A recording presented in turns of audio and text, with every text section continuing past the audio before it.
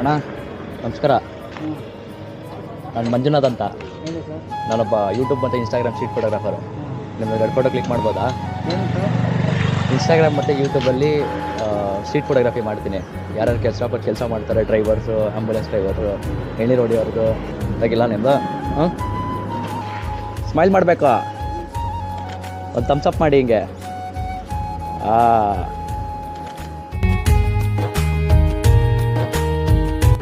ಬಂದಿದೆ ಸರ್. ನೋಡಿ, 2 ತೆಗೆದ್ರಾ? 2 ತೆಗ್ದಿದ್ದಾರೆ. ಸರಿ ಸರ್. ಇದೆಲ್ಲ ಎಲ್ಲಿ ತೆಲಿಕ್ಕೆ ಎಷ್ಟಾಗುತ್ತೆ? ಯೂಟ್ಯೂಬಲ್ಲ ಏನಂತ ಹಾಕ್ಬೇಕು? ಮಂಜುನಾಥ್ ಮಗಜಿ ಅಂತ ಇದೆ, ಇಲ್ಲಿ ನೋಡಿ. ಅದರಿಂದ ನಿಮ್ಗೇನು ಸರ್?